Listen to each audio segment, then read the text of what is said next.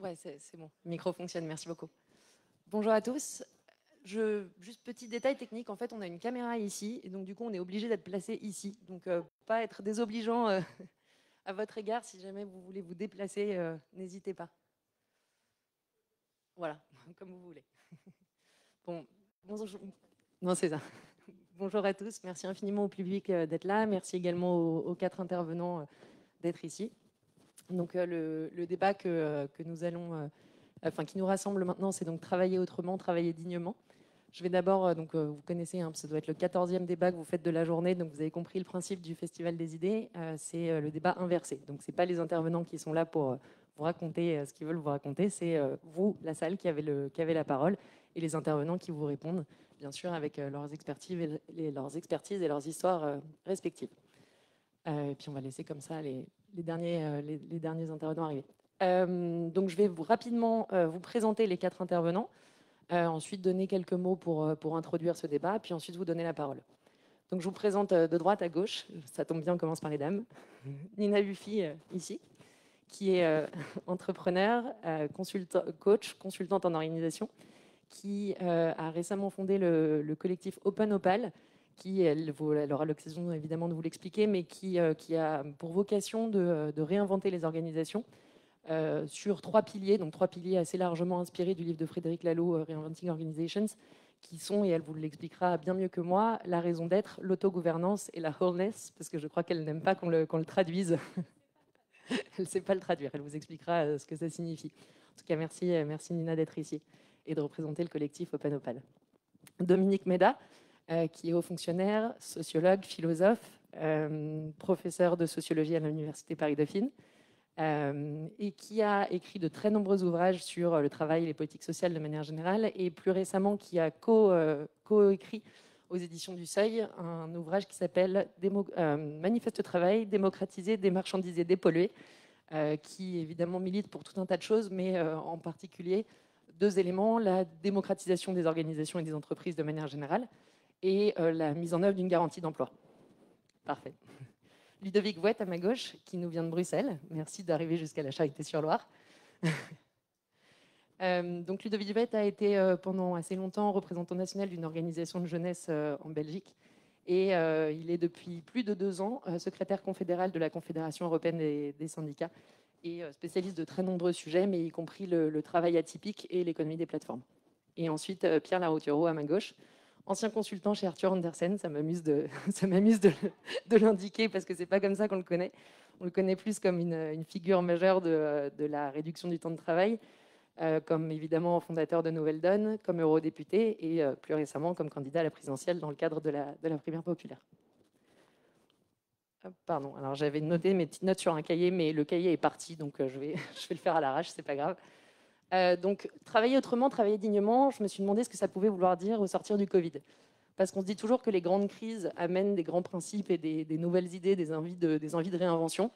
Je vais donner deux exemples. Au sortir de la Première Guerre mondiale, la constitution de l'OIT a corrélé la justice sociale à la paix universelle et durable. Au sortir de la Seconde Guerre mondiale, la déclaration de Philadelphie en 1944 met en avant le travail comme, en tout cas, postule que le travail n'est pas une marchandise. Est-ce qu'aujourd'hui, en 2021, après le Covid, le travail n'est plus une marchandise? J'en doute. Je donne trois thématiques qui me paraissent intéressantes, mais évidemment, c'est vous qui direz ce que doit être ce débat. Mais trois thématiques intéressantes, la rémunération et le partage de la valeur, les conditions de travail et l'équilibre vie pro, vie perso, et enfin, quelle était la troisième? Je ne sais plus. Plus exact, la justice organisationnelle. Donc, en gros, la capacité, et ça, Nina et Dominique pourront nous en parler beaucoup, la capacité à pouvoir exercer une forme de citoyenneté dans l'entreprise, et la question du sens au travail et de la reconnaissance du travail, parce que je pense que ça a été aussi une des grandes questions posées par le Covid. Voilà, c'est quelques brefs mots d'introduction. Je vous laisse la parole et il y a donc un micro qui va circuler. Voilà. Allez-y, la première question est toujours la plus difficile, mais l'avantage de ce débat, c'est que ce n'est pas un débat trop technique. On parle de travail, on parle de conditions de travail, donc je pense que tout un chacun a un vécu, a des choses à dire, donc n'hésitez pas. Alors, Je vais donner la parole aux intervenants pour commencer, et puis comme ça vous permettra de rebondir. Donc, il y avait une question? Du coup, bonjour, je m'appelle Julien. Normalement, je donne le micro. Mais voilà. En fait, j'avais une question sur les ordonnances travail et la loi travail. Comment ça a changé le travail? On se souvient que voilà, on parlait de détricotage du code du travail. Est-ce que quel impact ça a eu sur ce que vous avez dit, le partage du temps de travail, le comment ça s'appelle, voilà, la vie pro, vie perso, les nouvelles formes de travail. Qu'est-ce que ça a changé, ces nouvelles réformes, enfin ces nouvelles réformes qui commencent à dater un petit peu, mais voilà. Merci beaucoup. S'il y a une autre question, on la prend, et sinon, oui, monsieur. Bonjour, je m'appelle Didier, je viens de La Rochelle. Réduction du temps de travail. Pour reprendre un ouvrage que vous devez connaître, hein, Einstein avait raison, il faut travailler moins. Quel bilan factuel, objectif on peut faire de la réduction du temps de travail effectuée en France au début des années 2000? On parle aujourd'hui semaine de 4 jours, 32 heures, quelles sont les perspectives? Et puis quand même toujours, pour essayer de bien faire tomber le tabou de l'obstacle économique que ça pourrait être que le travail est moins. Donc la réduction du temps de travail, qu'est-ce qui a été fait, qu'est-ce que ça a rapporté, et jusqu'où on peut raisonnablement espérer aller aujourd'hui. Merci. Une troisième intervention ou... Non, on va déjà prendre ces deux-là. Donc Nina, peut-être sur les ordonnances travail, qu'est-ce que ça a changé? Alors, je ne suis pas du tout juriste et donc je vais sûrement dire des grosses bêtises, mais par contre, je peux vous donner un exemple de ce que ça a changé opérationnellement dans ce que j'ai pu faire. Parce qu'à l'époque où les ordonnances sont passées, j'étais dans une petite boîte et ce qu'on a fait, c'est qu'on s'est empressé de faire un accord collectif interne pour faire passer des choses complètement hallucinantes comme les vacances illimitées et le télétravail illimité et ce genre de choses. Donc le fait que les accords d'entreprise prévalent sur les accords de branche dans la mesure où on les respecte, bien sûr, ça permet aux sociétés qui le souhaitent d'aller beaucoup plus loin sur la flexibilité et sur, je dirais, l'adaptation des modes de travail à quelque chose qui correspond mieux à ce qui est dans l'air du temps ou à ce que les nouvelles générations attendent, quelque chose de très flexible et de très ouvert. Donc ça a rendu ça possible. Voilà. Alors moi, j'ai un léger désaccord, pardon. Moi, j'étais très contre ces ordonnances parce que vous savez que le principe, en gros, c'est qu'elles ont fait descendre au niveau de l'entreprise un certain nombre de décisions qui auparavant relevaient soit de la négociation de branche, soit du code du travail. Et par exemple, c'est le cas du taux de rémunération des heures supplémentaires, pour faire le lien avec la question de la réduction du temps de travail. Donc sûrement que ça a donné des souplesses dans certaines entreprises, mais ce qu'on pouvait craindre, c'est qu'il y ait une tendance où finalement on donne toute la place et tout le pouvoir en quelque sorte à la négociation d'entreprise, et puis qu'il n'y ait plus ce cadrage général, ce cadre général avec ce qu'on appelle aussi le principe de faveur, hein, c'est-à-dire c'est toujours la norme la plus favorable qui s'impose. Voilà. Et donc, la crainte qu'un certain nombre d'entre nous ont eue, c'est que peu à peu, on détricote notre code du travail. Et c'est vrai que depuis une trentaine d'années, on a une remise en cause du code du travail, de notre modèle social. On considère qu'il est trop lourd, on considère que les règles sont trop contraignantes. Et bon, moi, je suis en grand désaccord avec cette manière de voir les choses. Je commence à répondre un tout petit peu sur la réduction du temps de travail. Pierre, évidemment, le continuera aussi bien, mais je rappelle qu'il y a eu des bilans officiels, quand même, malgré toutes les critiques qu'il y a eu sur la réduction du temps de travail. Il y a eu des bilans officiels disant qu'on avait créé au moins 350 000 emplois, dans une période où, entre 1997 et 2001, on n'avait créé jamais autant d'emplois, 2 millions d'emplois, donc quelque chose. Moi, je pense que le baby-boom qu'on a eu, c'est en particulier grâce à cette réduction du temps de travail. Et ça reste un outil extrêmement intéressant pour lutter contre le chômage. Et puis moi à ce moment-là, j'étais à la DARES, donc à la direction qui fait des statistiques au ministère du Travail. J'avais eu la chance de pouvoir faire passer une très grosse enquête auprès des salariés pour leur demander comment ils avaient vécu cette réduction du temps de travail. Alors c'était un moment particulier, c'était sur la loi Aubry 1, et peut-être vous vous souvenez ou pas, la loi Aubry 1, Pierre le dira mieux que moi, elle obligeait les entreprises à créer des emplois et à réduire vraiment le temps de travail. Et donc, eh bien, quand on interrogeait les salariés sur ce dispositif-là, cette politique-là, ils étaient très satisfaits. Et notamment, moi, j'espérais de ça un nouveau partage, non seulement du travail, mais aussi des tâches domestiques et familiales entre les hommes et les femmes, puisqu'on a une très grosse inversion. Hein. En gros, les femmes font 4 heures de travail domestique et 2 heures de travail professionnel par jour. Et les hommes, c'est exactement le contraire. Ils font 2 heures de travail domestique et 4 heures de travail professionnel par jour. Ce qui s'est aussi confirmé pendant le Covid. Je laisse du coup Pierre Larrouturou compléter ses propos. Merci beaucoup. Bonjour à tous et à toutes.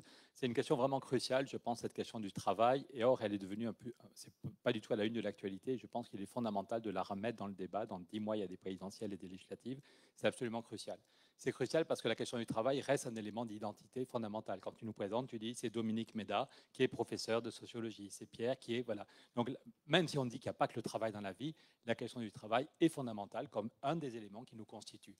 Et on voit bien que ne pas avoir de travail est destructeur. Encore une fois, il n'y a pas que le travail dans la vie, mais le chômage fait 15 000 morts. L'INSERM, qui a suivi la population française avant la crise de 2008 et la flambée du chômage, disait qu'en enlevant tous les autres facteurs de risque, en tant que tel, le chômage faisait plus de 15 000 morts chaque année.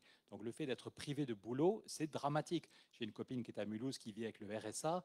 Il y a ceux qui sont au chômage et puis ceux qui sont plus comptés comme chômage, ils sont tombés un cran plus bas. Elle vit avec moins de 500 € par mois et à chaque fois qu'il y a quelqu'un qui sonne, elle a la trouille parce qu'elle pense que c'est l'huissier qui vient la foutre dehors. Donc peut-être qu'on n'imagine pas, peut-être que nos dirigeants ne comprennent pas ce qu'est la souffrance pour la plupart des gens d'être sans travail. Et de l'autre côté, le système est vraiment stupide, tous ceux et celles qui crèvent à la limite du burn-out. Parce qu'on est quand même bien content d'avoir ce boulot, parce que quand il y a 5 millions de chômeurs, c'est compliqué de donner sa démission parce qu'on n'est pas sûr de retrouver. Et donc on accepte un rythme de travail qui augmente, ou un travail soit qui augmente en stress, soit qui n'a pas de sens, parce qu'on est un rouage parmi d'autres et que les décisions sont prises par des actionnaires qu'on ne connaît pas. Donc la question du travail, donner du travail à tout le monde et un travail digne, un travail intéressant, et en même temps avoir du temps pour d'autres activités, c'est une question qui est absolument cruciale, qui est fondamentale. Donc avant de revenir, j'ai encore 2 minutes ou j'ai déjà... Donc avant de revenir à la question sur le temps de travail, il faut vraiment tordre le cou, y compris à gauche, sur le fait que la croissance pourrait revenir, que s'il y avait une autre politique, la croissance reviendrait. Moi, je n'en peux plus. Ça fait 25 ans avec Dominique Méda qu'on bosse ensemble et qu'on rigole ensemble. Voilà, j'en ai marre. Tous les ans, j'actualise ma courbe, mais c'est la même tous les ans. Il y en a qui vont me dire, tu yoyotes. Voilà l'évolution de la croissance. Voilà l'évolution de la croissance depuis 50 ans en France. Donc il faut être décennie par décennie. Il y avait 5,6 de croissance, puis 3,7, puis 2,2, puis 1,3. Donc il faut être soit aveugle, soit très optimiste, soit avoir bu un coup en trop pour penser que la croissance revient. Alors certains vont me dire, oui, mais ça c'est la France, il y a un État obèse, il n'y a pas de politique industrielle. Regardez l'Allemagne, si on faisait comme l'Allemagne. Donc il y a la même courbe pour l'Allemagne. Voilà l'évolution de la courbe, la croissance, la locomotive allemande. Voilà. Messieurs, dames, la locomotive allemande. Chapeau. On pourrait faire un jeu d'ailleurs, où est la locomotive allemande et où est l'État obèse. Et on voit une énorme différence. Voilà. Et l'Allemagne n'est pas en récession depuis 10 ans, c'est juste parce qu'elle a accueilli 1 500 000 réfugiés syriens.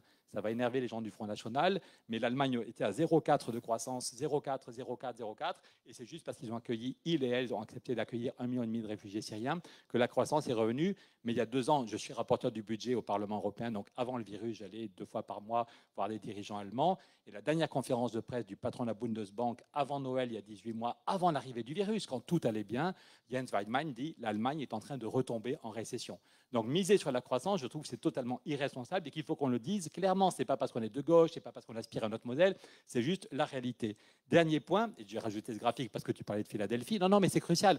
Non seulement la croissance, mais n'importe quand on peut avoir une nouvelle crise économique. Ça, c'est la dette totale aux États-Unis depuis 1945. Vous voyez que pendant 30 ans, tant qu'on tenait bon sur Philadelphie, il n'y avait pas besoin de dette ni privée ni publique. Et c'est avec l'arrivée de Ronald Reagan qu'il faut de plus en plus de dettes. Et paradoxalement, le virus fait qu'on a prolongé le système économique. On a mis tellement d'argent sur la table depuis 2 ans qu'on a redonné vie à ce système.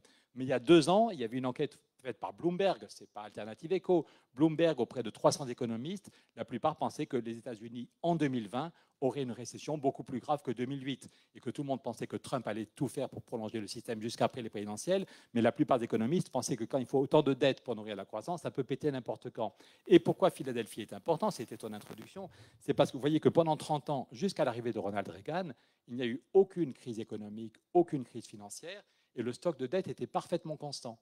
Il n'y avait besoin ni de dette privée ni de dette publique. Pourquoi? C'est parce qu'on tenait bon sur la justice sociale. Le texte de Philadelphie, on devrait tous l'apprendre par cœur avant même les textes de La Fontaine. Non, mais il est juste fondamental. Le travail n'est pas une marchandise. La pauvreté, où qu'elle existe, est un danger pour la prospérité de tous. Cette photo, elle est magnifique. Il n'y a qu'une femme, mais elle a eu un rôle catalyseur. C'est avant de convoquer Bretton Woods. Bretton Woods, on prend 3 semaines, pour reconstruire le système économique et financier. Mais la première chose que fait Roosevelt, c'est re-signer la déclaration de Philadelphie. Le travail n'est pas une marchandise. Et ce n'est pas juste du pipeau humaniste, si les gens étaient gentils et se donnaient la main. Dans chaque pays et dans le commerce mondial, il faut des règles concrètes sur le salaire minimum, sur le temps de travail, sur comment on finance la retraite des vieux, sur le partage entre ce qui va aux actionnaires et ce qui va aux salariés. Et tant qu'on tenait bon sur ce système de Philadelphie, on a eu 30 années sans crise et sans avoir besoin de dette. Voilà, ce n'est pas moi qui le dis, c'est les chiffres de la Réserve fédérale. Et Ronald Reagan et Thatcher arrivent et les libéraux nous expliquent que tout ça, c'est de la connerie. Chacun va négocier librement son salaire. Et la négociation libre sur les salaires, quand les gens ont la trouille du chômage, je m'arrête quand vous voulez. Mais la part des salaires diminue dans tous les pays. Donc, ça veut dire que quand les gens ont la trouille du chômage, la négocier, si tu n'es pas content, tu peux aller par ailleurs. Donc, il y a des millions de gens qui souffrent, pas s'ils sont au chômage, mais même quelqu'un qui a un bon boulot en CDI dans une entreprise, sa capacité de négociation est diminuée. Et dans tous nos pays, les salaires diminuent en proportion. Et on pousse les gens à s'endetter. On dit aux gens, OK, tu n'as pas eu d'augmentation, mais on va te prêter de l'argent. C'est par la dette privée et la dette publique qu'on maintient la consommation. Donc, même du point de vue bêtement économique, le système libéral nous fout dans le mur. Ce système fout en l'air la planète, il fout en l'air la cohésion sociale, mais un système où il faut toujours plus de dettes pour nourrir la consommation n'est pas tenable. Je reviendrai sur la question du temps de travail juste après. Je voulais juste qu'on l'applaudisse aussi pour ses slides, parce qu'à défaut d'avoir des slides, il a des petits papiers. Je voulais aussi te couper la parole, en effet. Mais te couper la parole pour mieux... Enfin, je vais donner la parole à Ludovic, puis ensuite je te la redonnerai, Pierre, parce que je voudrais qu'on réponde à la question de monsieur à laquelle je ne suis pas sûre qu'on ait répondu, c'est la question du bilan stricto sensu. Donc peut-être Ludovic, peut-être aussi un éclairage un peu plus en dehors de la France. Et puis ensuite, Pierre, je te redonne la parole.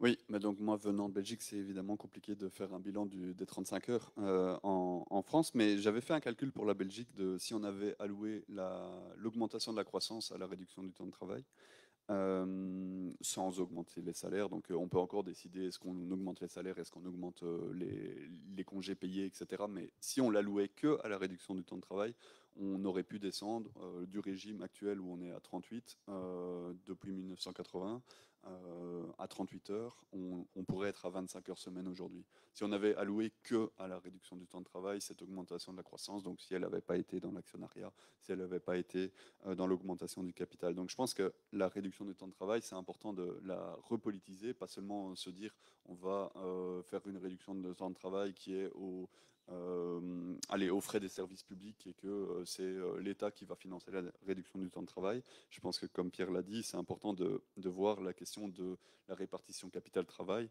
et de la baisse, en effet, de la part des revenus du travail dans la production du PIB, et que c'est cette question-là qu'on doit repolitiser, c'est que si on veut une réduction du temps de travail, on a besoin de récupérer une part, en tout cas de ce PIB, et qu'on a besoin du coup de réduire le temps de travail et avoir des embauches compensatoires pour qu'on puisse donner du travail à ceux qui n'en ont pas, et il y en a beaucoup, et du coup ne pas perdre de vue la question de la productivité. Parce qu'au nom de la réduction du temps de travail, on a toujours posé la question de l'augmentation de la productivité. C'était, oui, on peut réduire le temps de travail, mais vous allez devoir travailler plus rentablement. Eh ben non, en fait, on est à un niveau de rentabilité qu'on peut se dire qui est parmi les meilleurs du monde. On est dans les 4, 5, 6 meilleures économies les plus productives du monde. Eh ben, on pourrait se dire que c'est bon, on donne assez en productivité, et que justement, il faut reposer cette question-là, c'est qu'on ne va plus discuter de la réduction du temps de travail en contrepartie d'une productivité qui augmente le stress, qui augmente les suicides, qui augmente la difficulté du travail pour les travailleurs, et qu'on va devoir aussi discuter de la réduction de la productivité à un moment donné. Merci beaucoup. Donc Pierre, et puis peut-être Nina et Dominique, si vous voulez compléter, mais je voudrais vraiment qu'on réponde à la question de monsieur sur le bilan de la réduction de temps de travail. Pardon. Et après, on redonnera la parole à la salle. Et veuillez m'excuser si j'étais trop long. Sur le bilan en tant que tel de ce qui a été fait, Dominique a dit l'essentiel, c'est les chiffres de l'INSEE, c'est 350 000 emplois. Il n'y a eu aucun problème de compétitivité, puisque la balance commerciale de la France était excédentaire jusqu'en 2004. Voilà, on est un peu économiste, quelques-uns. Donc on ne peut pas dire n'importe quoi. Il y a des chiffres de l'INSEE, il y a les chiffres des douanes qui montrent que la France restait compétitive jusqu'en la balance commerciale vers le reste de l'Europe et vers le reste du monde. La balance commerciale était excédentaire. Donc ça veut dire que les 35 heures n'avaient pas abîmé notre compétitivité. Et c'est à partir de 2004 qu'en Allemagne commence un dumping salarial très fort et diminue sa propre consommation. C'est à partir de 2004 qu'on a un problème de déficit commercial. Mais ce serait malhonnête d'expliquer que c'est à cause des 35 heures, puisqu'on les a mis en place en 99-2000.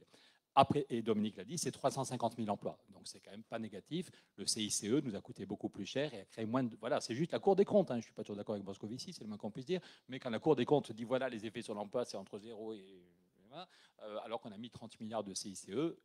Bon, après ça, on aurait pu faire beaucoup mieux. Je pense, encore une fois, que c'est une occasion... Ce n'est pas une catastrophe, mais rappelez-vous, en 93, c'est Antoine Riboud. Parfois, on dit que c'est nous, avec Michel Rocard, qui avons lancé le débat sur les 4 jours. C'est faux. 2 jours avant qu'on lance notre offensive, il y a Antoine Riboud, le patron de Danone, 5 colonnes dans le journal Le Monde. C'était un des plus grands patrons d'industrie à l'époque. Il faut descendre à 4 jours, 32 heures, sans étape intermédiaire. Antoine Riboud a fait travailler toutes les filiales de Danone, tous les DRH pendant 6 mois pour vérifier que dans tous les métiers de Danone, tous les commerciaux, la production, les gestions de production, tout le monde pouvait passer de façon souple à 4 jours.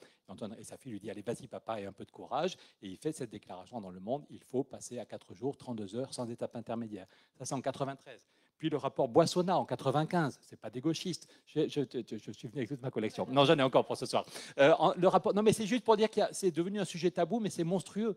Le rapport Boissonnat était à l'une des journaux en 95 qui disait qu'il fallait réduire de au moins 20% le temps de travail. Boissonnat, c'est une commande de baladure, c'est pas la gauche alternative. Vous souvenez-vous de baladure. Bon, et Jacques Chirac, le 13 juillet 95, le 13 juillet, Chirac est à peine président de la République, qui va chez Brioche Pasquier. À l'époque, il n'y avait que 4 entreprises qui étaient passées à 4 jours, dont les petits pains Pasquier. Et Jacques Chirac va chez Brioche Pasquier pour faire de la pub. Et le patron de Pasquier, qui est pourtant un mec de droite, explique que ça marche très très bien les 4 jours, qu'il a créé plus de 140 emplois et que lui-même, le patron Louis-Marie Pasquier, est passé à 4 jours, qui s'est mis au vélo et que ça fait du bien pour la santé et qu'en faisant du vélo le jour de libre, qu'il a eu l'idée des petites brioches qui sont les plus rentables, les brioches pour les sportifs, les pitchs. Donc voilà, le 13 juillet 95, mais je te vous raconte tout.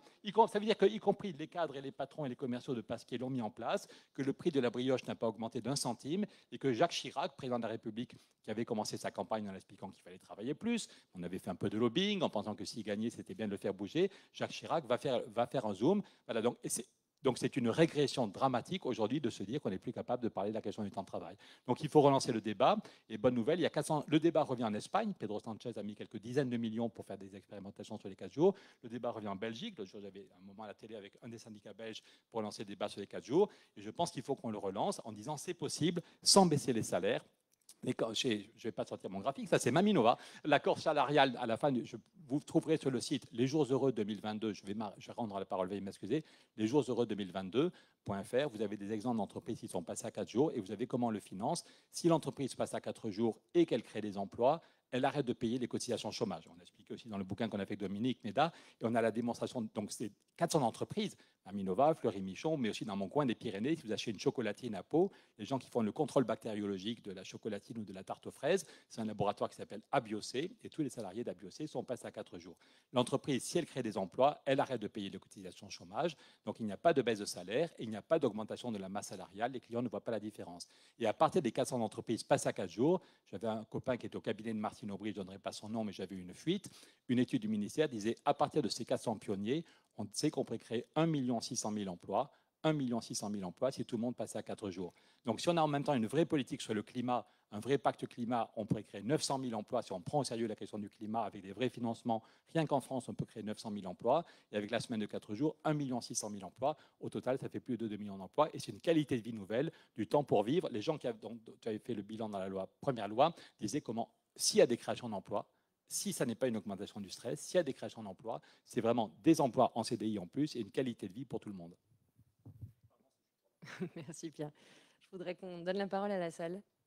Si vous avez forcément des questions et si vous n'en avez pas, essayez de trouver celle qui permettra à Pierre Leroux-Turoux de vous sortir un nouveau graphique.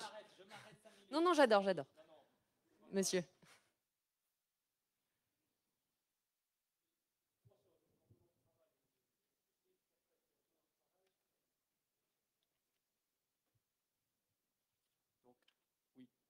ça fonctionne, ça y est.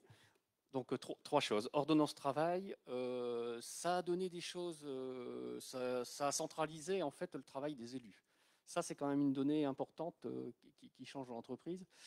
Et là où les organisations syndicales étaient bien implantées, on s'aperçoit qu'effectivement, ça a plutôt bien négocié. Et le Covid, ça a permis de montrer que ça a donné des choses très intéressantes. C'est que les employeurs n'ont pas été seuls quand il y avait des organisations syndicales. Quand il n'y en avait pas, c'est vrai que les ordonnances de travail font des dégâts. Hein. On peut revenir, c'est un sujet qui m'intéresse et sur lequel je suis impliqué. Sur la productivité, là aussi, le Covid a donné des choses vachement intéressantes. C'est tout le télétravail et l'augmentation de la productivité dans pas mal d'entreprises. Hein, on estime à 20%, après, je n'ai pas de graphique.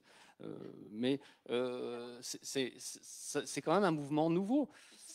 Maintenant, une dernière chose, alors je fais aussi court, mais le sens du travail, c'est quelque chose qui revient aujourd'hui, qui n'est pas nouveau. Années 70, l'autogestion, c'était un peu ça, quoi. Hein, ce sont des vieilles idées. Alors, années 80, on a tout balayé, mais aujourd'hui, il y a, et notamment dans toute la jeunesse, pas mal d'études sortent sur j'ai envie de faire un travail qui m'intéresse, quoi.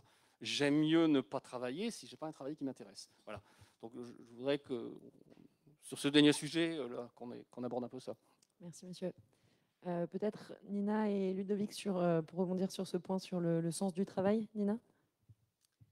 Alors, le sens du travail, c'est un sujet qui est que je trouve assez délicat, parce que, en fait, quand on regarde les choses, n'importe quel travail peut avoir du sens.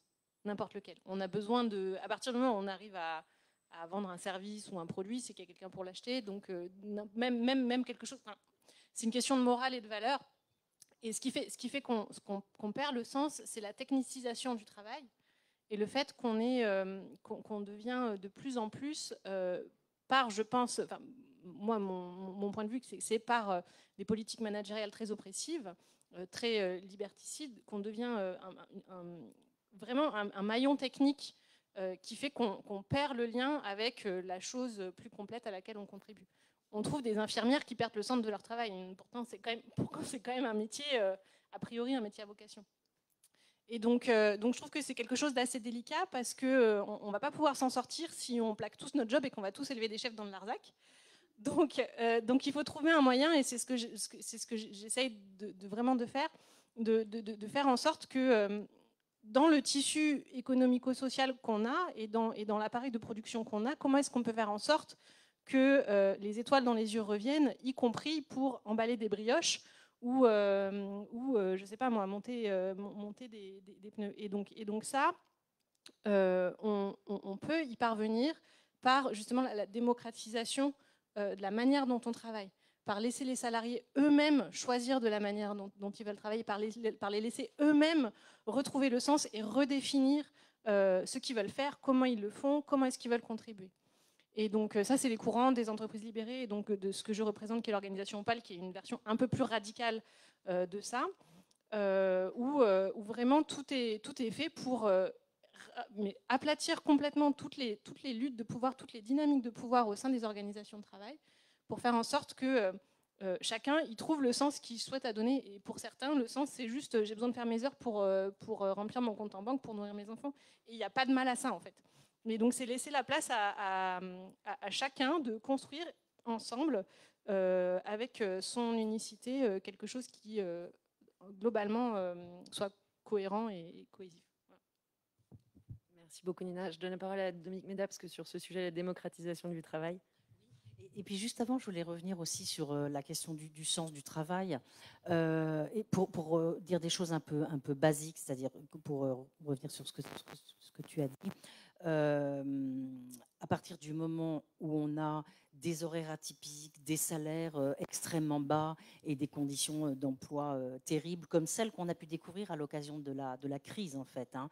Je ne sais pas si vous avez vu le rapport qui a été fait sur les travailleurs de la deuxième ligne, donc presque 5 millions de personnes, celles qui ont été essentielles pour continuer à vivre, hein, et dont on a révélé en quelque sorte les conditions d'existence. Ce sont des gens qui ont les plus mauvaises conditions de travail, qui ont des horaires très, très difficiles et dont les salaires sont autour de, enfin, au maximum 11 000 euros de revenus annuels nets. Donc voilà, les agriculteurs, les aides à domicile, ça fait voilà, tout un tas de professions comme ça, très mal rémunérées. Donc, il me semble que la toute première chose, si on veut redonner un certain sens au travail, c'est d'augmenter les rémunérations de ces personnes et d'améliorer leurs conditions de travail. Je rappelle qu'un des résultats de l'enquête conditions de travail qui est faite par le ministère, hein, c'est qu'il y a la moitié des personnes qui travaillent qui associent travail et mal-être. C'est quand même absolument gigantesque. Et puis pour revenir sur la démocratisation, en effet, c'est une des propositions majeures que l'on fait dans le bouquin que tu as cité, le manifeste de travail. Donc, avec une collègue belge qui s'appelle Isabelle Ferreira, c'est une collègue qui est à Harvard, qui s'appelle Julie Batilana. Et donc l'idée fondamentale, hein, c'est que l'entreprise, c'est pas la propriété des actionnaires. L'entreprise, elle a deux parties constituantes, ceux qui apportent le capital, mais aussi ceux qui investissent leur travail, et qu'il est donc temps maintenant de reconnaître cette deuxième partie constituante en lui donnant beaucoup plus de pouvoir qu'aujourd'hui, c'est-à-dire en lui donnant par exemple un droit de veto sur les principales décisions et même en faisant en sorte qu'elle participe au choix du dirigeant. Donc c'est une forme de codétermination maximale avec vraiment une égalité entre les deux parties. Alors ça peut paraître un peu utopique encore pour l'instant, mais voilà, je pense que ça peut, on pourrait adopter cela comme idéal régulateur pour les prochaines années. Merci Dominique. Donc on entend sur la question du sens au travail, d'améliorer les conditions de travail, d'augmenter les rémunérations, effectivement de donner plus de pouvoir à cette partie, non pas prenante mais constituante. Ludovic, peut-être un éclairage aussi sur cette question du sens au travail? Oui, mais je pense que sur le sens du travail, je pense il faut lier du coup là la discussion sur salariat et nouveau travail indépendant. Donc sens du travail, il y a une critique sur le salariat. Je pense que c'est pas une critique du salariat, c'est une critique de la hiérarchie dans le salariat et de en fait l'autocratie du manager dans le salariat, alors que la garantie d'emploi du salariat, elle est quand même encore globalement elle est soutenue évidemment par les gens. Et dans le nouveau travail indépendant, il y a d'une certaine manière un travail indépendant qui est un faux travail indépendant. Et donc ça, il y a une attirance au travail indépendant par ce qu'il pourrait permettre d'être, mais dans les faits, il ne l'est pas réellement. Et je pense que du coup, ce qui lie la réalité des salariés qui sont du coup en perte de sens à cause de la non-démocratie dans leurs entreprises, c'est toute la question du respect. Je pense que la question du respect, d'être respecté au travail, deux éléments, respect et reconnaissance. D'être respecté dans ce qu'on fait et d'être reconnu pour ce qu'on fait. Et donc d'être payé aussi décemment par rapport à ce qu'on fait. Du coup, j'aimerais aller sur le télétravail a été évoqué. Je pense qu'il y a toute une partie depuis le Covid où évidemment toute une partie des travailleurs ont pu aller en télétravail. Et souvent, on ne pense pas assez que 55% des travailleurs ne peuvent pas aller en télétravail. C'est impossible. On ne peut pas délocaliser dans leurs habitations ce qu'ils sont en train de faire. Et donc, tous ces travailleurs essentiels, ces travailleurs domestiques, dans le soin, dans le travail agricole et tout le travail qu'on a arrêté, eh ben, ce travail, il ne peut pas être amené à la maison. Et souvent, ce travail-là, c'est justement là où on est le moins bien payé. C'est là où les classes populaires travaillent dans des travails temporaires, pas en CDI, etc. Et même plus que les classes populaires, en fait, les migrants sont les sans-papiers sont en Belgique pour le moment. On a des occupations d'églises par 400 sans-papiers qui demandent juste le respect et la dignité. Parce qu'ils ne sont pas reconnus, eh ben, quand on regarde leurs conditions de travail, eh ben, ils sont serveurs, ils sont nettoyeurs, ils sont barman, ils sont mécaniciens et ils sont payés entre 3 et 5 euros de l'heure. Et donc c'est juste ce respect aussi qu'ils demandent. Et donc évidemment c'est valable pour tout le monde, mais c'est encore plus valable pour eux. C'est ce respect, cette reconnaissance, avoir une dignité, être reconnu. Et je pense que c'est au cœur du coup la discussion. Ça doit nous amener du coup sur comment est-ce qu'on améliore les conditions de travail. Comment est-ce qu'on assure que tout le monde soit payé au salaire minimum. Et donc ici, comme je représente les syndicats européens, on a beaucoup de discussions à l'heure actuelle au niveau européen sur les salaires minimums. C'est peut-être très peu valable pour la France vu qu'il y a un SMIC, etc. Mais si on amène le salaire minimum dans tous les pays au niveau européen, on sort 24 millions de personnes du seuil de pauvreté. 24 millions de personnes. Donc, du jour au lendemain, juste par appliquer un salaire minimum au niveau européen. Et donc, c'est des choses qui vont sortir des gens de la pauvreté. Voilà, je reviendrai sur d'autres éléments plus tard. Merci beaucoup. La parole à la salle à nouveau. Ouais. Bonjour, merci pour vos interventions. Moi, j'ai un petit peu de la psychologie du travail et de l'ergonomie, du coup, c'est des sujets qui me parlent beaucoup. Et là, j'ai l'impression que c'est super intéressant, l'idéal que vous décrivez, Madame Méda. Et je me dis, de l'autre côté, entre guillemets, les méchants, on va caricaturer, mais il y a quand même eu la suppression des CHSCT au profit des CSE qui, au final, n'ont plus vraiment de poids. On a quand même, on va passer l'épisode d'Orange et de cette catastrophe, mais quand même des politiques managériales qui sont décidées et assumées presque. La question qui se pose, c'est quoi la réponse même possible? Parce que comme on a un chômage qui est quand même assez structurel, comme vous le disiez, une précarité même pour les CDI, aujourd'hui, ça devient très difficile sans investissement pour faire des scopes ou des kicks, etc. En fait, de retrouver vraiment un pouvoir au travail.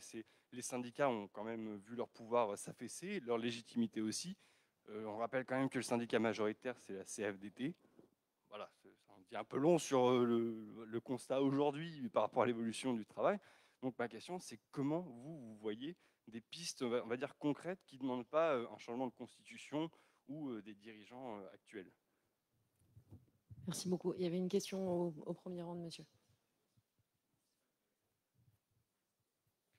C'était pas tout à fait une question, mais enfin, il y a deux notions qui sont apparues récemment.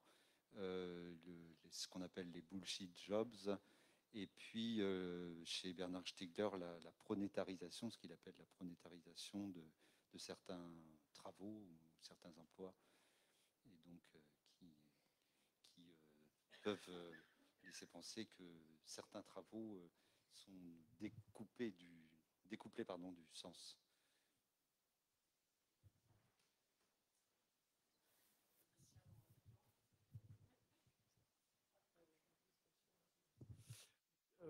Je ne sais pas si vous m'entendez.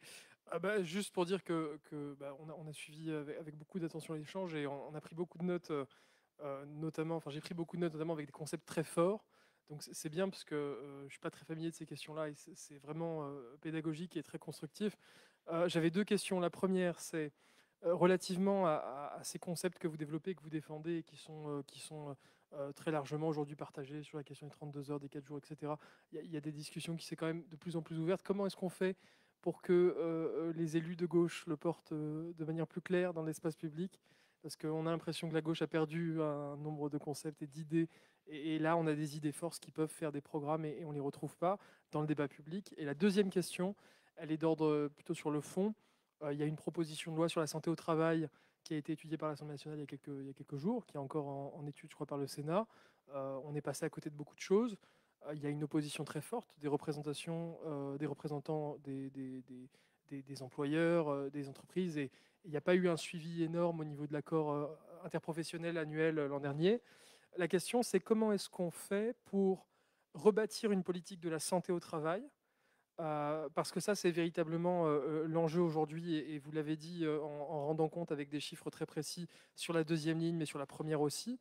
Et comment on fait? Typiquement, là, on a un exemple précis, puisque l'État est employeur de professionnels de santé, de la fonction publique hospitalière, qui a été particulièrement touchée par la crise, doublement. D'abord parce qu'il y avait une crise économique sans précédent dans l'hôpital et qu'il y a une cure d'austérité depuis pas mal d'années. Et par ailleurs, parce qu'aujourd'hui, on demande aux professionnels de santé notamment l'obligation vaccinale. Donc ça pose un vrai sujet, non pas qu'on soit pour ou contre l'obligation vaccinale, mais véritablement, comment est-ce qu'on recrée un lien d'abord avec les agents du public? Comment est-ce qu'on arrive à les protéger, sachant que ceux-là même à qui on demande de se vacciner aujourd'hui pour se protéger sont les premières personnes visées par le burn-out, la dépression, et on l'a vu avec les plus de 55 000 professionnels de santé touchés du fait de la crise Covid. Donc voilà, ces deux questions pour la gauche, et comment on fait pour rebâtir une vraie politique de santé au travail. Merci beaucoup. Je vois plus la personne qui a posé la question, mais il est là. Donc d'abord peut-être Dominique Méda sur comment concrètement on peut donner du pouvoir au travail. Merci pour toutes vos questions. Premièrement, je dirais que il faut absolument agir sur le chômage, parce que c'est le chômage qui empêche d'améliorer les conditions de travail et d'améliorer d'une manière générale la situation des personnes, parce qu'on considère qu'il y a une armée de réserve. Et donc, voilà. Et agir sur le chômage, je pense que la réduction du temps de travail, c'est une arme vraiment très importante. Et je suis tout à fait d'accord avec ce que vous avez dit. Aujourd'hui, il y a quand même peu de personnes à gauche qui revendiquent la réduction du temps de travail, hein. Aussi bien d'assumer l'héritage des années 2000, tout le monde s'en est un peu détourné, et encore plus pour continuer à dire qu'il faut aller plus loin. Et puis sur le reste, je voudrais reprendre l'exemple des travailleurs des plateformes, parce que je trouve qu'il est hyper intéressant. Donc on fait ce système d'auto-entrepreneuriat en 2009, souvenez-vous, ce qui est quand même un système terrible, hein, puisqu'on est en train d'assister à une forme de déversement de salariés vers l'auto-entrepreneuriat. Comme Ludovic l'a dit, les travailleurs des plateformes, aujourd'hui, ils sont pour la plupart obligés d'être sous ce régime d'auto-entrepreneuriat. Et alors là, on assiste à des choses invraisemblables. Moi, avec mes collègues de Dauphine, ça fait 4 ans qu'on travaille sur ce secteur et on voit qu'il y a énormément de fraude, évidemment de sous-rémunération, d'exploitation incroyable. Et on a quand même un gouvernement et une majorité parlementaire qui, au nom de l'emploi, pensent qu'il ne faut absolument pas salarier ces personnes et moraliser ce secteur, et qui sont hyper sensibles au lobbying des plateformes. Je vous conseille sur Uber le bouquin qui s'appelle Super Gonflé, qui montre comment le créateur d'Uber vraiment maintenant désormais écrit la loi, hein. Et donc on a un gouvernement qui résiste, on a quand même des partis de gauche qui n'ont pas réussi à s'entendre. Un exemple, il y a eu 2 propositions de loi, une communiste, une socialiste au Sénat, pour proposer 2 solutions différentes. D'une part, une présomption de salariat. Parce que moi, ce que je n'ai pas dit, c'est que je pense absolument qu'il faut faire rentrer ces personnes dans le salariat. Et que même si on critique le salariat, beaucoup de hiérarchie, etc., c'est quand même la meilleure des choses et les meilleures des protections. Donc il y a une résistance très forte et un refus du gouvernement et de la majorité parlementaire de salarier ces personnes. Vous avez dû constater que pour les livreurs à vélo, enfin dans les grandes villes, il y a un changement radical de profil, c'est-à-dire qu'avant on avait des étudiants, maintenant on a des migrants souvent sans papier qui se font exploiter par des espèces de mafias, quoi. Donc il faut absolument remettre de l'ordre là-dedans, et la gauche n'est pas totalement nette et ne parvient pas à s'entendre. Donc ce que je vous racontais sur les propositions de loi au Sénat, au lieu d'en faire une seule bien forte, voilà, il y en a eu deux différentes. Moi je pense que ça, c'est vraiment des sujets absolument majeurs.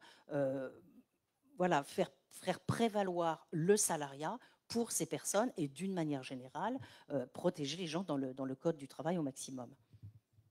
Très bien, merci beaucoup. Et je vais aussi, Néna, te donner la parole parce que, puisque la question de monsieur portait sur des pistes concrètes, toi, c'est vraiment ce que tu portes avec le collectif. Donc, peut-être tu peux nous en dire un peu plus. Mais malheureusement, la réponse, elle est méga pessimiste parce que pour transformer une organisation et pour passer d'une organisation avec pyramide, avec chef, à une organisation sans chef, il faut que ça vienne du chef.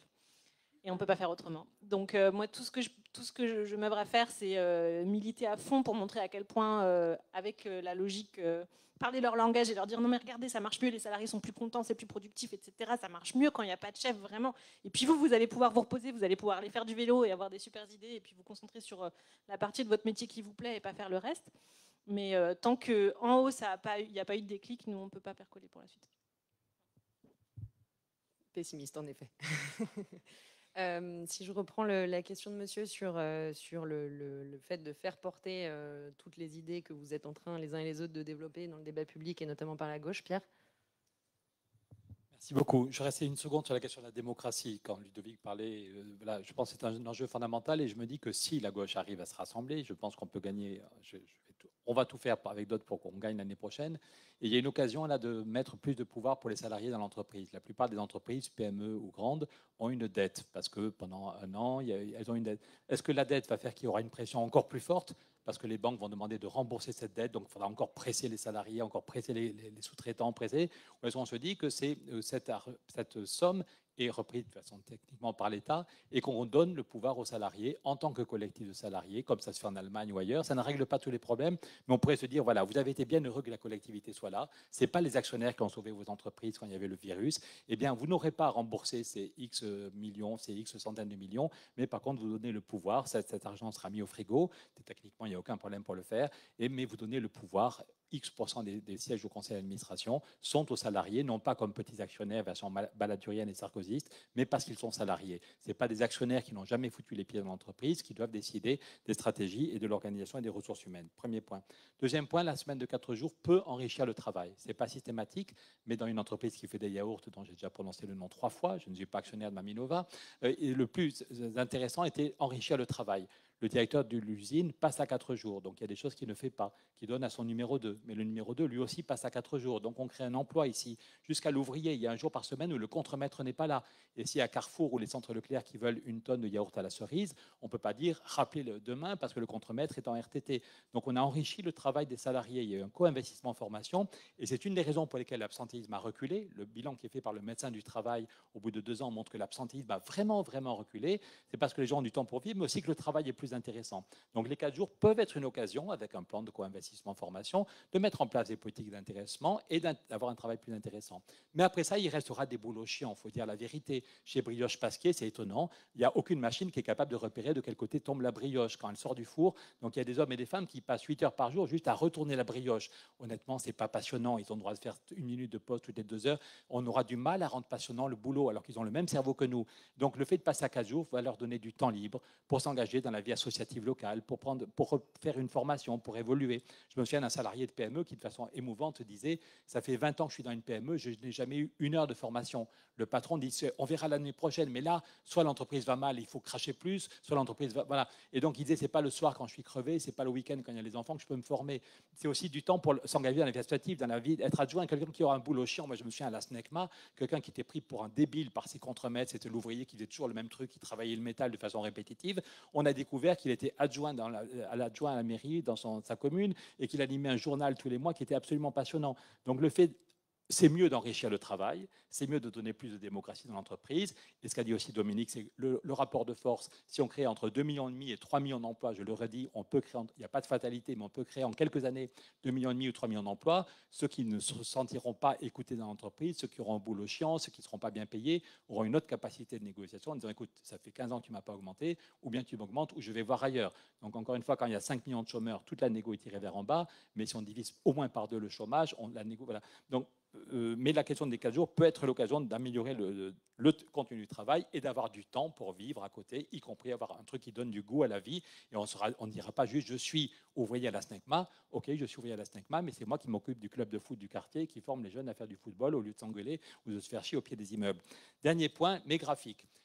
J'en ai marre de raconter depuis 25 ans les mêmes graphiques et beaucoup rigolent. Voilà. Juste, je pense, c'est juste que si on veut gagner la bataille des idées, excusez-moi, mais sur BFM ou ailleurs, ils vous mettent des graphiques en faisant croire que leurs idées sont juste parce qu'il y a un graphique. Si on veut gagner la bataille des idées, et on n'a pas 50 ans devant nous, le monde va s'effondrer si on ne gagne pas l'année prochaine, il faut qu'on argumente. Je suis désolé, il y a 10 jours, j'ai déjeuné avec le patron d'un grand groupe de presse. Je savais qu'il était d'accord avec mes idées pour lui annoncer que j'allais bientôt être candidat à la primaire. J'aurais été content qu'il me donne la parole dans son journal. Donc je voulais qu'il soit au courant avant que ce soit officiel. Et, voilà.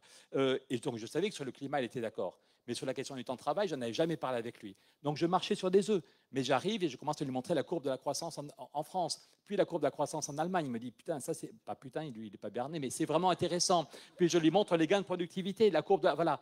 Et à la fin du déjeuner, il me dit que si je l'accepte, ce serait bien, il serait content d'avoir l'exclusivité du fait que je suis candidat. Et il me dit, si tu as un peu de temps, on pourrait peut-être faire une vidéo avec 5 ou 6 graphiques, parce que les gens aiment bien comprendre. Non mais pardon, Dominique, c'est la réalité. Tu vas sur le site de West France, j'ai 6 minutes avec 7 graphiques qu'ils ont refait en animation. Parce que les gens, même qui n'ont pas fait d'études d'économie, sont contents qu'on ne les prenne pas pour des bouseux et sont contents qu'on leur explique et que du coup, ils comprennent mieux le monde, y compris qu'est-ce qu'il faut changer et comment on peut le changer. L'ancien chef de cabinet d'Angela Merkel, je ne vais pas vous raconter toute ma life, mais l'ancien chef de cabinet d'Angela Merkel, qui est un ambassadeur très important, m'avait dit qu'il avait 20 minutes pour me recevoir. 20 minutes, voilà. Et puis, je lui ai montré la courbe du dérèglement climatique, la courbe qui vient des sociétés d'assurance avec le nombre d'événements climatiques extrêmes qui a été multiplié par 2,5. Ah, il me prend le graphique, il me demande d'où ça vient. Il donne à sa collaboratrice. Puis voilà. il m'a gardé 1h30. Il n'avait que 20 minutes, mais voilà, je ne lui ai pas dit je suis de gauche et je vais vous apprendre la vie. Voilà des éléments. Et à la fin, c'est je vais appeler le conseiller Europe de Merkel, rappelez-le cet après-midi, je vais lui demander, voilà. Donc c'est tout con, j'en ai marre, moi, de raconter la même chose avec les mêmes graphiques depuis 25 ans. Non, mais sans rire, je passe pour un bonnet, parce que le mec a besoin de graphiques, mais je pense que si on veut gagner la bataille des idées, il faut qu'on argumente. Et il y a plein de gens qui sont contents. Le Front National prend les gens pour des débiles et joue sur les peurs. La droite est conservatrice et fait juste, Xavier Bertrand nous fait le discours de Chirac, la fracture sociale, voilà. Je pense qu'il faut montrer que la crédibilité. On a les valeurs et on a la crédibilité économique.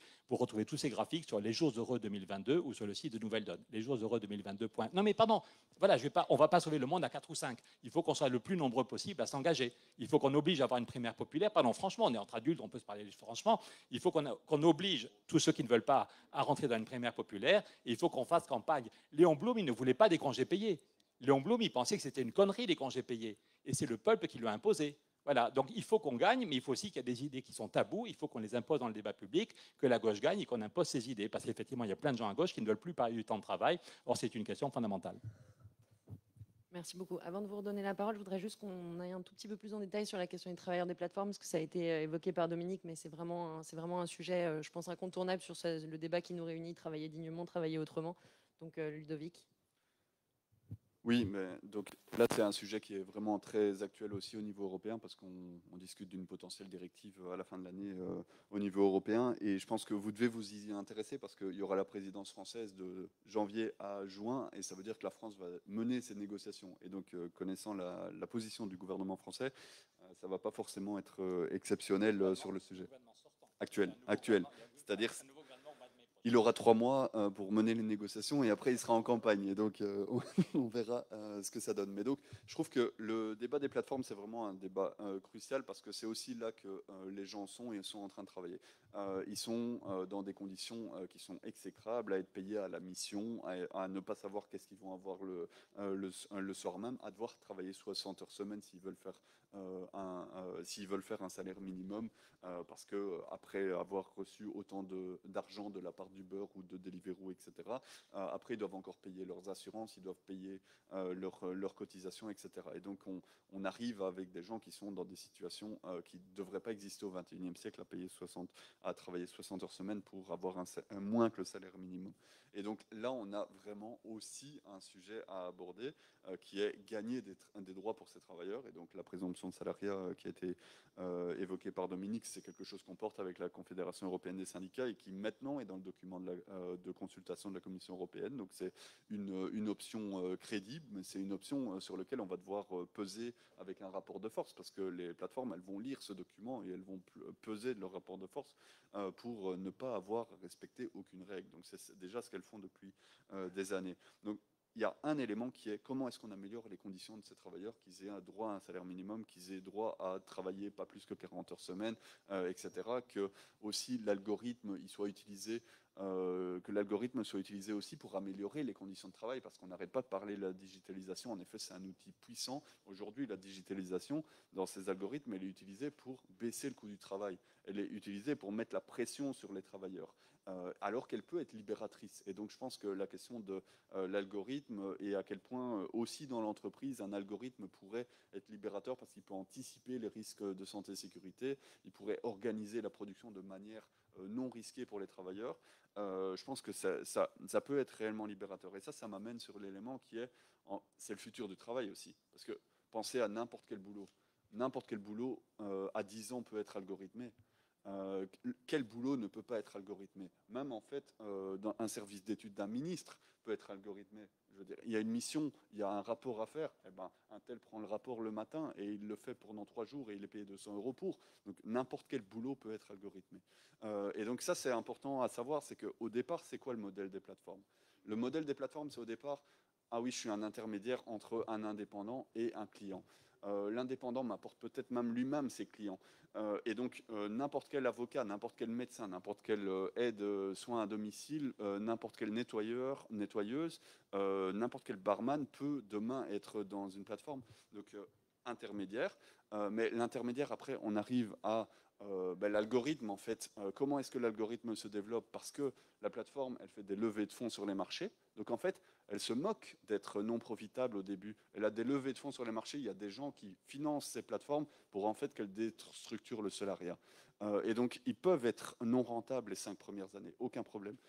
Et donc, à ce moment-là, eh ben, on met tout ensemble, on investit dans l'algorithme, etc. Il y a des clients, il y a des travailleurs. Et petit à petit, ben, voilà, à un moment donné, on organise la production. Et à un moment donné, on dira aux clients la plateforme était vraiment un intermédiaire entre l'indépendant et le travailleur. Prenez des interprètes qui aujourd'hui, encore globalement, sont réellement des indépendants qui, sur une plateforme, vont chercher un client. Et ben demain, le jour où la plateforme est assez mûre et assez investie dans l'algorithme, eh ben la plateforme, elle peut organiser tout le travail. Et elle peut dire, eh ben pour que le client ne passe plus par cet interprète-là, elle dira, moins 15 € promotion aujourd'hui jusque demain, eh ben prends un autre. Et donc, elle donne, je veux dire, l'outil algorithmique fait que demain, tous les boulots peuvent passer par l'algorithme. Et ça, c'est notre... on doit se réaccaparer ce débat-là parce que autant la plateformisation de l'économie, ça peut être libérateur. Aujourd'hui, c'est fait pour réduire les coûts du travail. Et si la gauche n'arrive pas à politiser ce débat-là, voilà, les plateformes continueront à faire ce qu'elles veulent. Merci beaucoup, Ludovic. Je sais que ma voisine de droite voudrait reprendre le micro sur ce sujet, mais je redonne la parole à la salle. Et sinon, je lui... Une question, monsieur. Bon, bonjour. Merci déjà pour tous ces apports. Ouais. Merci pour tous ces apports et la qualité de ces échanges et aussi la nécessité de ramener dans le débat public cette question de la réduction du temps de travail.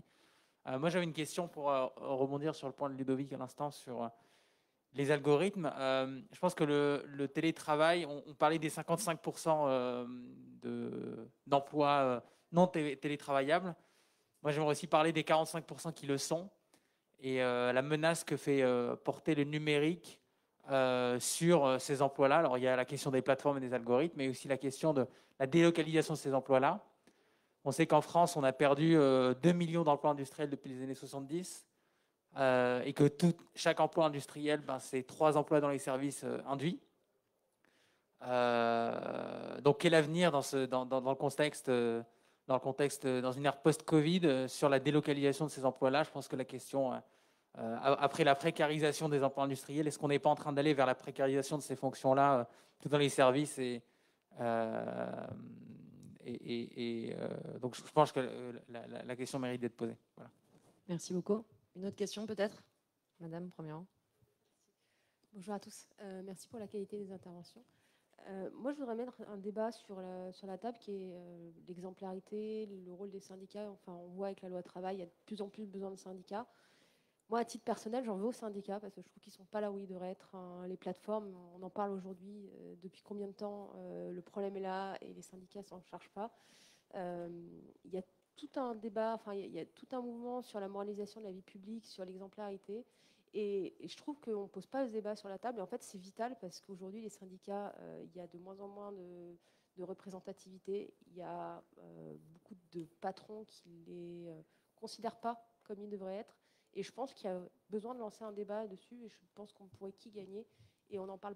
Enfin, j'ai l'impression que ce n'est pas dans le débat public, mais peut-être que je n'écoute pas suffisamment le débat public. Merci beaucoup. Une autre question au premier rang. Oui, bonjour, merci en effet pour la qualité des débats. Moi, je suis professeure de sciences économiques et sociales donc en Picardie. Et il y a quelque chose qui étonne toujours beaucoup les élèves, et moi également, c'est qu'on arrive à un stade aujourd'hui où, en fait, certains salariés n'ont même plus le temps et le droit d'aller faire pipi. Je pense par exemple à Amazon, où s'ils vont aux toilettes, ils ont des problèmes, en fait. Je pense aux livreurs. Hein. Vous avez peut-être vu le Sorry We Miss You de Ken Loach. Hein. On voit qu'ils sont obligés d'uriner sur une bouteille. Dans une bouteille, et les élèves ne comprennent pas ça. À vrai dire, moi non plus, ils me disent, mais on est en 2021, comment est-ce qu'on a pu arriver comme ça, avec l'augmentation de la productivité, etc., arriver à un stade où les besoins les plus élémentaires de l'être humain ne sont pas du tout respectés. Alors, je ne sais pas ce que vous pouvez avoir comme réponse, parce que moi, je ne sais pas trop quoi leur répondre, en fait, quand on me dit ça, quoi. Voilà. Merci, madame. Peut-être une quatrième intervention. Ouais, moi j'aimerais juste vous parler des emplois agricoles et je voulais savoir si vous avez réfléchi à ces questions-là et comment vous vous positionnez là-dessus. Merci beaucoup. 4 questions très intéressantes auxquelles je pense il nous reste à peu près 25 minutes. On va essayer d'y répondre. D'abord sur la menace du numérique, la délocalisation des emplois. Je ne sais pas qui, Dominique. Oui, ben, ça me permet de revenir. En effet, je voulais juste vous raconter ce qui s'était passé en Californie avec Uber. Donc déjà, pour que vous sachiez que ce sont les travailleurs de plateforme sont bien des salariés. Hein. Il y a eu des jugements de la Cour de cassation en France, dans plein de pays, qui disent que oui, ce sont des salariés. Alors l'État de Californie avait pris une loi décidant qu'on allait salarier toutes ces personnes. Uber n'a pas supporté, a formé une coalition avec d'autres plateformes, a décidé de faire un référendum, donc le jour de l'élection du président, a mis 200 millions sur la table, a gagné le référendum, et donc c'est lui qui a gagné et qui écrit la loi. Donc les personnes ne seront pas salariées. Elles auront quelques droits supplémentaires. Mais bon. Donc là, il y a quelque chose de très grave. Quoi. Ça veut dire que ce sont aujourd'hui ces entreprises-là qui écrivent la loi à la place des gouvernements. C'est complètement sidérant. Maintenant, je reviens sur l'algorithme et sur ce qu'a dit à la fois des questions et puis sur ce qu'a dit Ludovic. Ça me paraît en effet très important parce qu'aujourd'hui, le travail par algorithme ou sous ce qu'on appelle le management par algorithme, que ça soit sur les plateformes ou en dehors, par exemple la Poste fait comme ça, hein, c'est-à-dire vous avez votre chemin qui est tout tracé, si vous vous en détournez, donc si vous travaillez moins vite que ce que l'algorithme vous indiquait, alors vous allez être sanctionné. Il y a le voice speaking dans les entrepôts Amazon, etc. Donc on est en train d'assister à une véritable déshumanisation du travail. Un des moyens, c'est de récupérer la main sur les algorithmes. C'est ce que propose un certain nombre par exemple, je pense à la proposition de loi socialiste au Sénat sur à la fois les travailleurs des plateformes et l'algorithme. D'ailleurs, la proposition de loi communiste aussi allait dans le même sens. Hein, c'est permettre que les syndicats et les représentants ouvrent ces algorithmes. Et quand vous quand vous parliez des syndicats, c'était vous, madame, le problème, c'est que dans les plateformes, comme ils sont auto-entrepreneurs, ils ne peuvent pas se mettre ensemble. Alors là, il vient d'y avoir une ordonnance qui donc refuse la salarisation, mais organise le dialogue social au sein des plateformes. Donc, ils vont élire des représentants en 2022. Mais moi, je considère que ça suffit bien sûr pas du tout. Et le dernier point, sur la délocalisation d'un certain nombre d'emplois, moi, j'ai un scénario noir, c'est que le télétravail s'installe, que certaines entreprises comme PSA ferment leurs bureaux et finalement qu'on ait un relâchement complet du lien avec les salariés et que ça soit la fin du salariat, la fin de l'entreprise et qu'on ait une plateformisation du travail, hein, que tout se transforme comme une plateforme de micro-tâches et donc on envoie ce travail au loin et ça c'est un véritable danger. Merci Dominique. Je vais donner la parole à Ludovic pour à la fois apporter un complément sur cette question et puis enchaîner sur la réponse à la question de madame sur le rôle des syndicats. Oui, je vais rebondir du coup sur le télétravail. Je pense qu'il y a un vrai risque et la plateformisation des emplois qui sont localisés, comme on le sait avec Uber, et avec le télétravail.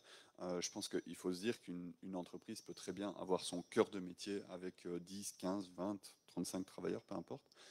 Et après, tout ce qui est les tâches journalières que, en fonction de la production, on a besoin de 15 ou 5 le jour même, eh ben, tout ce qui est organisable et qu'on peut, qu'on peut du coup demander à la tâche, eh ben, le télétravail va renforcer cette fonction-là. Et peut-être même avec la bénédiction des travailleurs. Parce que les travailleurs diront ah, mais moi j'ai envie de travailler à l'étranger juste avant l'été, etc. Et ben, l'employeur il dira ah, mais si tu es employé, en termes d'assurance, tu ne peux pas travailler à l'étranger, donc reste. Si tu es salarié, j'ai besoin que tu sois dans le pays. Mais par contre, tu peux très bien être indépendant et tu prendras une mission quand tu es à l'étranger. Je veux dire, j'ai aucun problème. Et donc, on organisera la division en fonction de ça. Et donc, le télétravail ouvre la voie à organiser la division entre les travailleurs. Et je pense que dans tous les secteurs liés au télétravail, c'est vraiment un risque, surtout dans les grandes entreprises. Les petites entreprises n'ont peut-être pas les moyens de le faire. Par rapport au rôle des syndicats dans le travail de plateforme, oui, en effet, c'est un gros problème. Le problème, c'est qu'au départ, les plateformes, elles se développent. En effet, elles ont des auto-entrepreneurs qui sont interdits de négocier dans le droit européen. Hein. Donc, ils ne peuvent pas s'organiser entre eux et organiser des syndicats et commencer à négocier avec les plateformes. Certains ont commencé, des collectifs se sont faits, des syndicats dans certains pays ont essayé d'organiser ces travailleurs. Quand elles essayent de contacter les plateformes, en effet, ce n'est pas seulement qu'il n'y a pas des syndicats qui essayent de les développer, c'est que les plateformes en fait disent « je ne suis pas l'employeur ».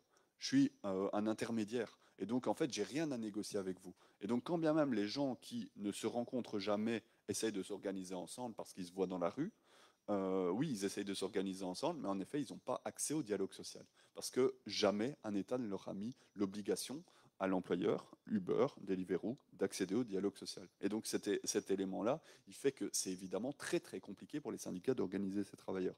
Ça n'empêche pas qu'il y a un besoin fort pour les syndicats de prendre en main ces questions-là et de revitaliser l'action syndicale avec des moyens de communication qui sont beaucoup plus numériques, digitaux, etc., pour toucher ces travailleurs qui sont souvent beaucoup plus jeunes, migrants, et donc en effet en dehors de la culture syndicale. Donc je veux dire, je nie pas la question, c'est juste qu'elle est très difficile aussi à cause des actes des plateformes. J'arriverai sur la question d'Amazon et des conditions de travail. Je pense qu'en effet, les gens qui travaillent chez Amazon sont dans des conditions de travail dramatiques. Quand on voit que par rapport, depuis le début du Covid, 50 milliards, Jeff Bezos fait 50 milliards.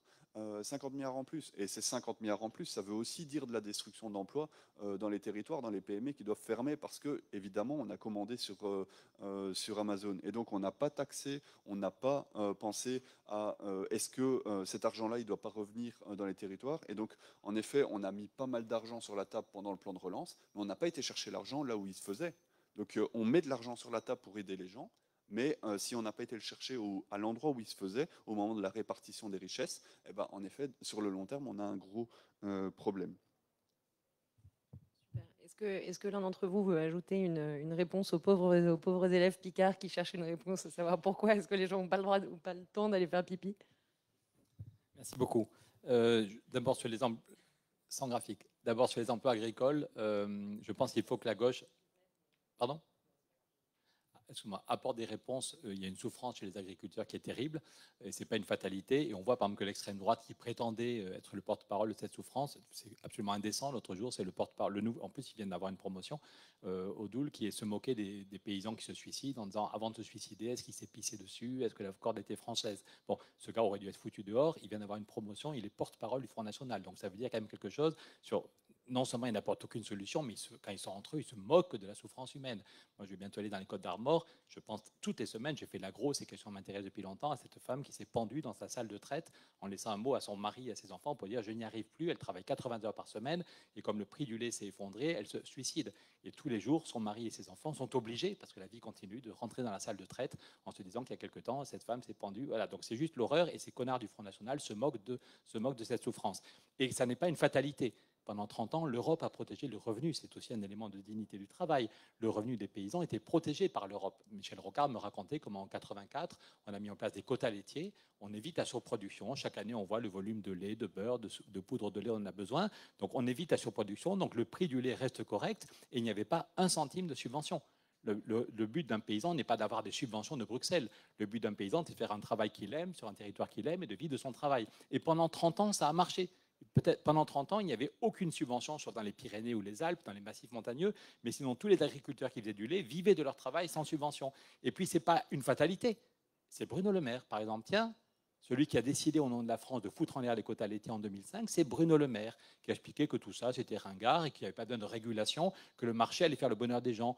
Et quand on lui disait, mais si le prix du lait s'effondre, ben non, mais si le prix du lait s'effondre, c'est pas grave, ils produiront plus et ils vont exporter vers la Chine. Voilà. Et donc, ce sont des hommes et des femmes qui, dans les années 80, Michel Rocard et d'autres, avaient construit des outils de régulation qui, au nom de la dignité humaine, pour protéger le revenu des paysans. Ça a fonctionné pendant 30 ans et c'est des libéraux, je vais être poli puisqu'on est filmé, mais c'est des gens qui ont du sang sur les mains, c'est des gens d'un cynisme monstrueux qui ont foutu en l'air ces quotas laitiers, ces histoires. Et toutes les semaines, il y a des paysans qui se suicident et on a fait pour le lait puis pour la betterave. Donc il faut avoir une politique différente, une politique agricole. Et si on gagne, Ludovic l'a dit, si on gagne le pouvoir dans 10 mois, c'est la France qui va présider l'Union européenne. Donc si notre équipe gagne, et je suis désolé, mais si Dominique Méda est ministre du Travail, elle peut une semaine, je le dis très sérieusement, pardon, mais je le dis très sérieusement, pardon, les idées n'avancent pas toutes seules. Quelqu'un qui se bat depuis 25 ans, qui argumente et qui a des convictions, voilà, ce serait beaucoup mieux qu'Elisabeth Borne. Et s'il y a quelqu'un qui porte nos convictions en matière fiscale, c'est la France qui a bloqué la taxe sur la spéculation. J'ai fait une grève de la faim pendant 3 semaines au mois de novembre parce qu'il y avait une négociation et c'est la France et Bruno Le Maire,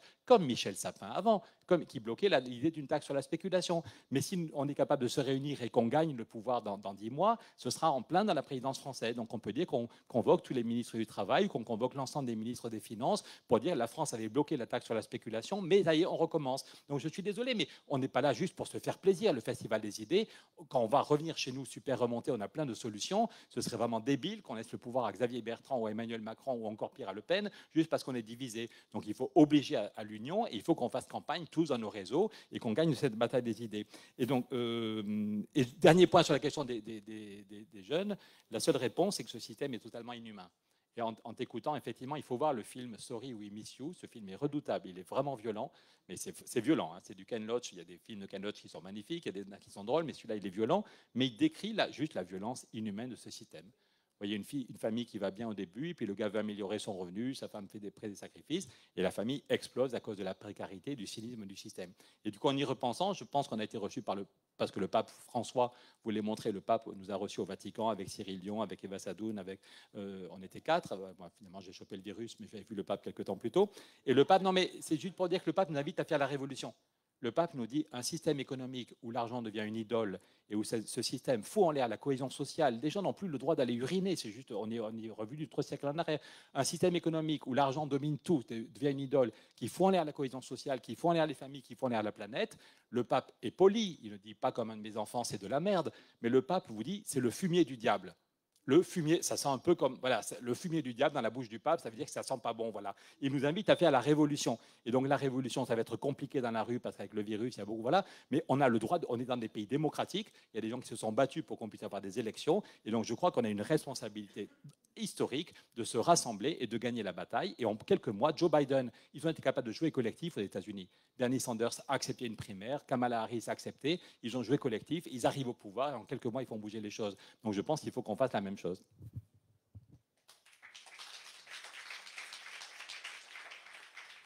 Merci beaucoup. Il nous reste 10 minutes. On peut faire un dernier tour de la salle s'il y a des questions complémentaires. Une question de madame d'abord et ici ensuite. En parlant des prochaines élections présidentielles, vous venez de dire qu'il faut obliger à l'union. Est-ce que vous pouvez préciser, selon vous, de quelle manière ?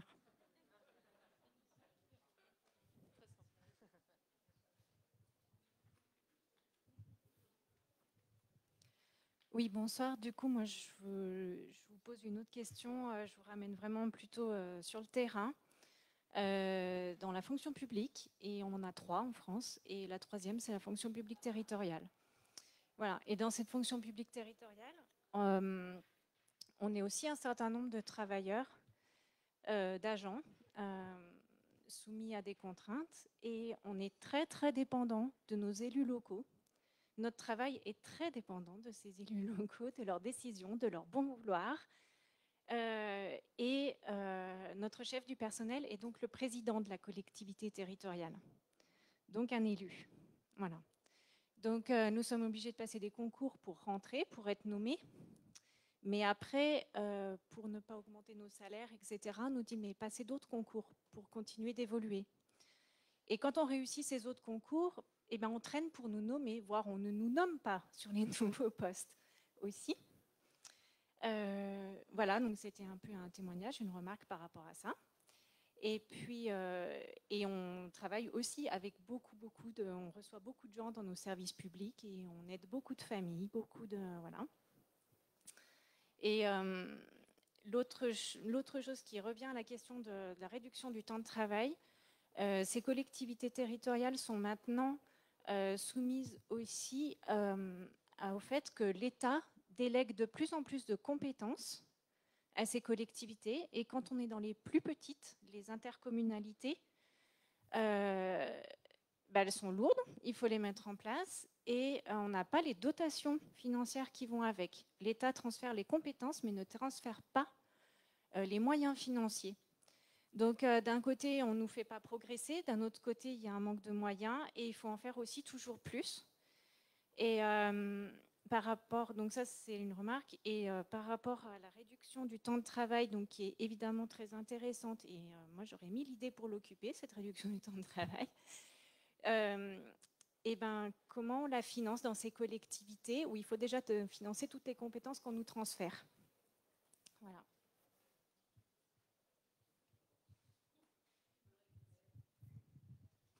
Non, c'est pas bon. Si, c'est bon. Merci. Pierre, obligation à l'Union, comment?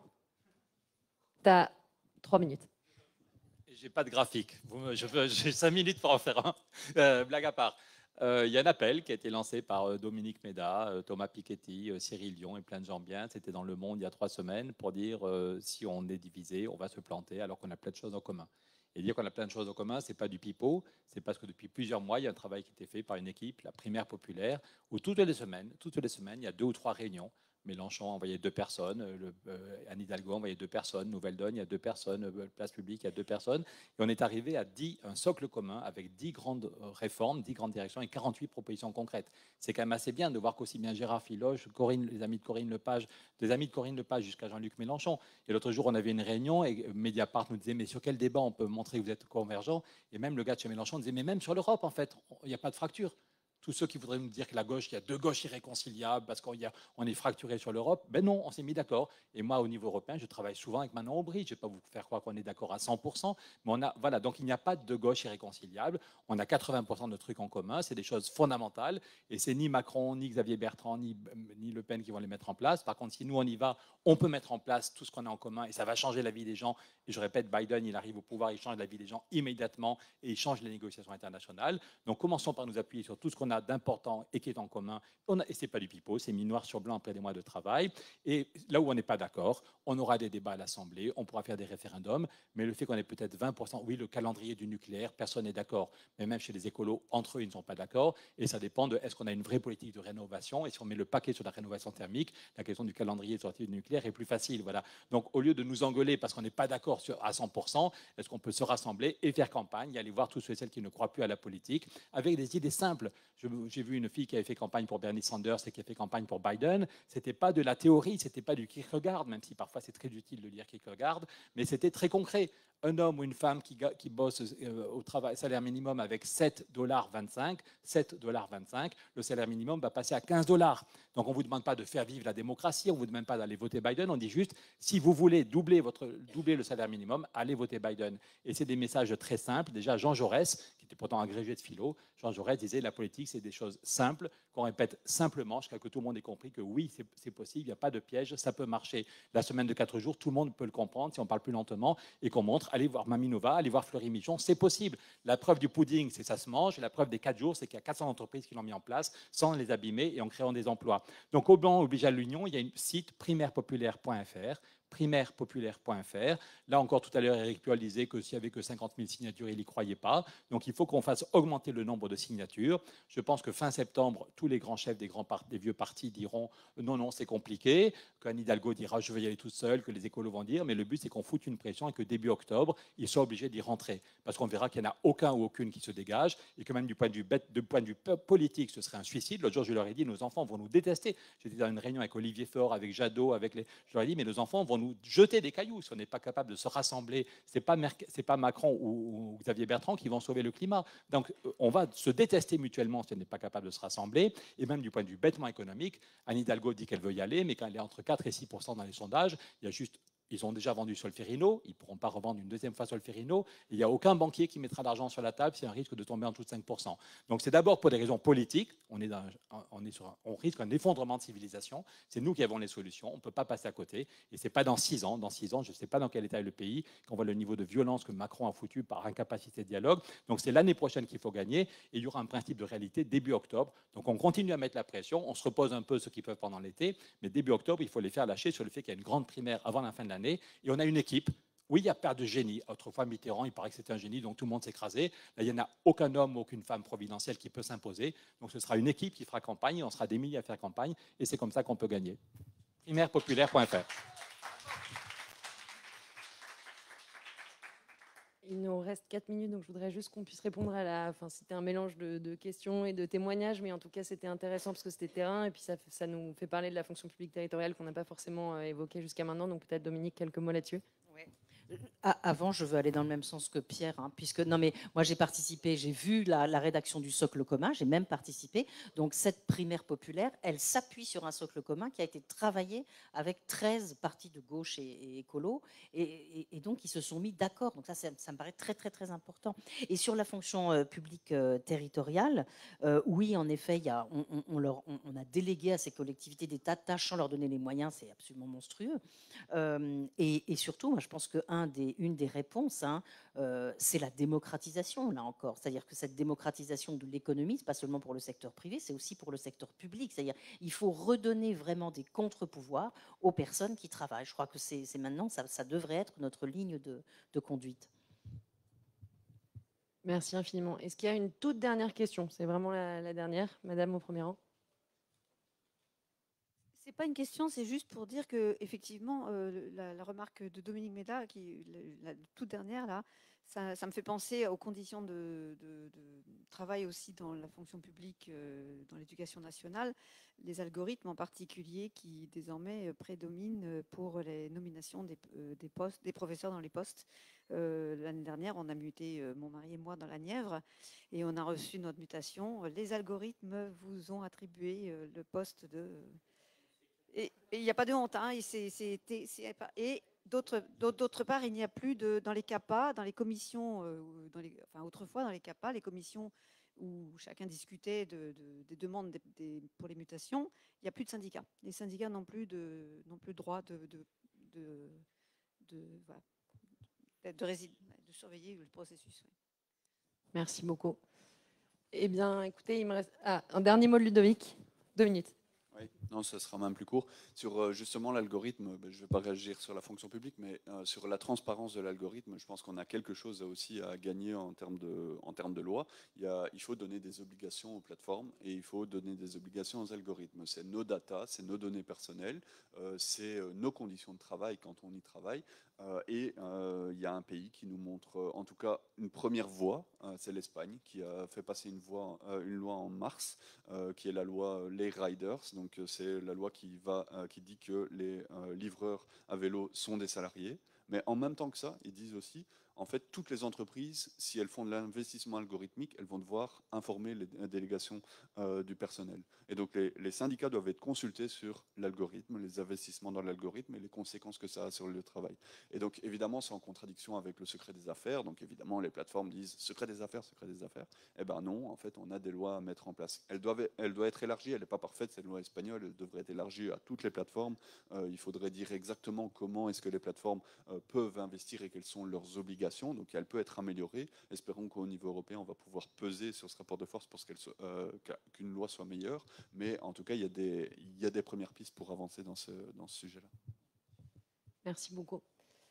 Écoutez, il est 19h30, donc il est l'heure de vous libérer, l'heure de commencer à faire la révolution, comme disait Pierre, et puis l'heure de prendre l'apéro. Donc, pardon. Je voulais juste remercier vraiment beaucoup les 4 intervenants parce que c'était un débat extrêmement riche et merci au public pour toutes vos questions. Bonne soirée, bon apéro.